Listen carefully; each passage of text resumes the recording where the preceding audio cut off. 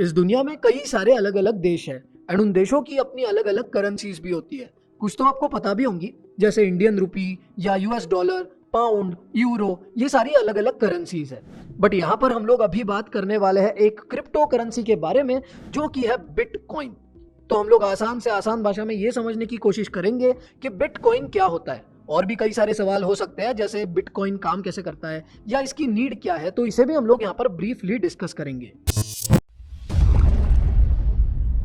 तो इसी के साथ में हम लोग आगे बढ़ते हैं एंड बिटकॉइन को समझ लेते हैं। अब सबसे पहला और सीधा सवाल तो यही होगा कि बिटकॉइन क्या होता है, और हम लोग सिंपल आंसर इसका ये बोल सकते हैं कि बिटकॉइन एक क्रिप्टो करेंसी होता है, राइट। बट अब एक और सवाल आकर के खड़ा हो जाता है कि ये क्रिप्टो करेंसी क्या होती है। तो इस वर्ड को, क्रिप्टो करेंसी को थोड़ा सा तोड़ने की कोशिश करते हैं इनटू क्रिप्टो एंड करेंसी। तो यहाँ पर ये जो क्रिप्टो होता है, इसका मतलब हम लोग सीक्रेट ऐसा समझ सकते हैं। अब बिटकॉइन ये एक क्रिप्टो करेंसी है, तो इसका सिंपल मतलब हम लोग ये समझ सकते हैं कि वो एक डिजिटल करेंसी है which is based on technologies like cryptography and blockchain. तो अब थोड़ा हम लोग बेसिक्स में चलते हैं, मनी को या करेंसी को समझ लेते हैं, right. Basically money is something that is given in exchange of something. मतलब क्या है कि अगर आप कुछ खरीदते हो, गुड्स या सर्विसेज खरीदते हो, तो आप उसके एक्सचेंज में पैसे देते हो, राइट। तो we can say that money is paid in exchange of something valuable. But long time back, जब ये मनी या बैंक नोट्स वगैरह थे ही नहीं, तब चीजें कैसे चलती थी, तब लेन देन कैसे चलता था, जरा इसे हम लोग समझने की कोशिश करते हैं। आपने बार्टर सिस्टम का नाम तो सुना ही होगा। तो ये बार्टर सिस्टम में क्या होता था, इसे जरा हम लोग एग्जाम्पल के साथ हमें समझ लेते हैं। अब लेट्स से कि मैं एप्पल्स उगाता हूँ और कोई और है जो गेहूं उगाता है, ठीक है। तो अब मुझे लेट्स से गेहूं चाहिए, मुझे गेहूं की जरूरत है। तो मैं क्या करूंगा, मैं गेहूं वाले के पास में जाऊंगा और मैं उनको बोलूंगा कि मुझे 30 kg गेहूं चाहिए, और उसके बदले में मैं आपको मेरे 10 kg एप्पल्स देता हूं। अब यहाँ पर कोई दिक्कत तो नहीं होगी, अगर गेहूं वाले को एप्पल्स चाहिए तो हमारी डील जो है वो हो जाएंगी, मुझे गेहूं मिल जाएंगे और उनको एप्पल्स मिल जाएंगे, नो बिग डील। अब दिक्कत यहाँ पर तब होगी जब गेहूं वाले को एप्पल चाहिए ही नहीं, तो हमारी तो डील होगी नहीं ना, राइट। तो इसको ओवरकम करने के लिए गोल्ड में एक्सचेंज होने लगे। मतलब अगर मुझे गेहूं चाहिए तो मैं उसे गेहूं के बदले गोल्ड दूंगा, राइट, जो वो आगे भी लेन देन के लिए इस्तेमाल कर सकता है। बट अब यहाँ पर एक और दिक्कत आई कि हम गोल्ड को कैरी कैसे करें, और अगर हमें छोटी छोटी चीजें खरीदनी है तो उसके लिए गोल्ड के टुकड़े कैसे करें, राइट। तो ये अगेन मुश्किल हो जाता था। तो इसका सोल्यूशन ये निकला कि कोई गवर्नमेंट या अथॉरिटी होगी जिसके पास हम लोग अपना गोल्ड रखेंगे और उसके बदले वो हमें नोट्स देंगे, जिनका इस्तेमाल करके हम लोग लेन देन कर सकते हैं। अब ये नोट्स को कैरी करना भी काफी आसान हो गया था, एंड इसके भी बियॉन्ड हम लोग कैशलेस ट्रांजैक्शंस भी करते हैं through online payments, net banking वगैरह। बट यहाँ पर भी कुछ प्रॉब्लम्स है, जैसे जब ए एंड बी पर्सन के बीच में ट्रांजैक्शन हो रहा है तो यहाँ पर ट्रस्टेड पार्टीज या अथॉरिटीज इन्वॉल्व होती है, राइट। एंड ये जो ट्रांजैक्शन है ये फेल भी हो सकता है ना। और एक चीज यहाँ पर ऐसी हो जाती है, फॉर एग्जाम्पल अगर हमारे पास में 100 रुपी नोट है, तो उसकी वैल्यू 100 रुपी इसीलिए है क्योंकि अथॉरिटी कहती है कि उसकी वैल्यू 100 रुपी है। तो यहाँ पर थोड़ी चीजें ट्रस्ट पर भी चलती है। बट लेट्स से कि हमारे पास में कुछ ऐसा है जिसकी मदद से ए एंड बी पर्सन के बीच डायरेक्ट ट्रांजैक्शन हो सकता है without involvement of any third party, which is based on cryptographic proof instead of trust. तो यहाँ पर बिटकॉइन का कंसेप्ट जो है वो सामने आता है। तो बिटकॉइन एक 100% डिजिटल करेंसी है जो कि ब्लॉकचेन टेक्नोलॉजी पर बेस्ड है और क्रिप्टोग्राफी से सिक्योर्ड है।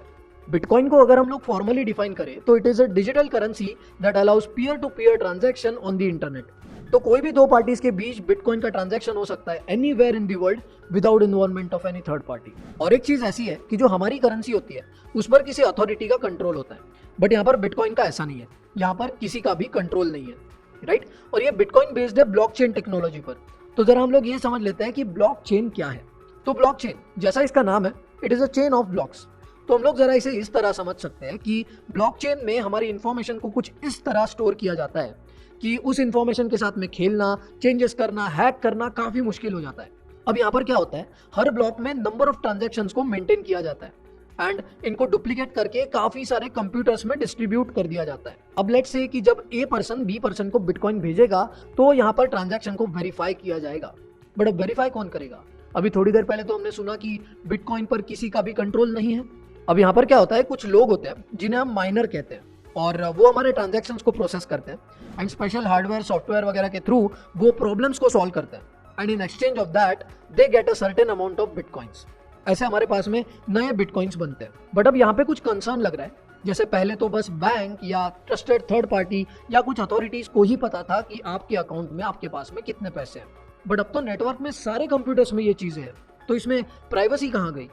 राइट। तो यहाँ पर ऐसा नहीं है, ये जो इन्फॉर्मेशन होती है ना, ये एनक्रिप्टेड होती है। एनक्रिप्टेड का मतलब हम लोग ऐसा समझ सकते हैं कि उस डेटा को कुछ इस तरह अल्टर किया जाता है जैसे उसका कुछ मतलब ही नहीं बनता। अब एक और सवाल ऐसा हो सकता है कि जो पेपर नोट्स होते हैं ना, वो तो अनलिमिटेड हो सकते हैं, जो गवर्नमेंट अथॉरिटी प्रिंट कर सकते हैं जैसे उनकी जरूरत है, राइट। बट क्या बिटकॉइन भी अनलिमिटेड है, या क्या इसका कोई स्पेसिफिक नंबर है? तो बिटकॉइन अनलिमिटेड नहीं है, और बिटकॉइन का जो नंबर है इट इज 21 मिलियन। तो इसका मतलब है कि 21 मिलियन बिटकॉइंस माइन किए जा सकते हैं। अब बिटकॉइन के बारे में जनरल वे में हमने काफी सारी बातें की है। अब जरा हम लोग आगे बढ़ते हैं, बिटकॉइन के डिसएडवांटेजेस को समझ लेते हैं। पहला डिसएडवांटेज, बिटकॉइन बहुत वोलाटाइल है। इसका मतलब यह है कि बिटकॉइन की प्राइस जो है वो काफी ऊपर नीचे होती रहती है, एंड हम नहीं जानते कि हमारे पैसे इसमें डबल हो जाएंगे या जीरो हो जाएंगे। अब दूसरा डिसएडवांटेज इसका ये है कि बिटकॉइन माइनिंग में ना काफी इलेक्ट्रिसिटी लगती है, तो ये एनवायरमेंट फ्रेंडली नहीं है अगर जो इलेक्ट्रिसिटी बन रही है वो रिन्यूएबल सोर्स से नहीं है। तो अब जरा अगले डिसएडवांटेज पे आते हैं। देखो, बिटकॉइन का जो ट्रांजैक्शन होता है वो कंप्लीट पीयर टू पीयर होता है, राइट। तो इसकी वजह से क्या है कि यहाँ पर अनफॉर्चुनेटली इलीगल कामों में भी बिटकॉइन का इस्तेमाल किया जा रहा है। और एक डिसएडवांटेज इसका ऐसा है कि बिटकॉइन ट्रांजैक्शन जो है वो रिवर्सिबल नहीं है। अब यहाँ पर लेट्स से कि ए पर्सन को बी पर्सन को कुछ बिटकॉइंस भेजना है, राइट। अब यहाँ पर क्या है, ए पर्सन वॉलेट का एड्रेस डालेगा बी पर्सन का, बट अब लेट्स से कि उसने कुछ गलत डाल दिया, तो यहाँ पर क्या हो जाएगा, बिटकॉइन का ट्रांजैक्शन तो हो जाएगा, बट अब यहाँ पर ये रिवर्सिबल नहीं है और ये रिफंड भी नहीं हो सकता। मतलब आपका बिटकॉइन कहाँ गया पता ही नहीं है। तो ये थे बिटकॉइन के कुछ डिसएडवांटेजेस। अब यहाँ पर कुछ पॉजिटिव्स भी है तो कुछ नेगेटिव्स भी है, बट काफी लोगों का ये कहना है कि बिटकॉइन या crypto currency can be the future. हम आशा करते हैं कि यहाँ पर आपको बिटकॉइन क्या होता है ये समझ में आ गया होगा, एंड बिटकॉइन के बारे में आपको यहाँ पर अच्छी जानकारी मिली होगी। ज्ञानी पंडित पर आप ऐसे और कई सारे technology related tutorials and videos को एक्सप्लोर कर सकते हैं। Thanks for being with us.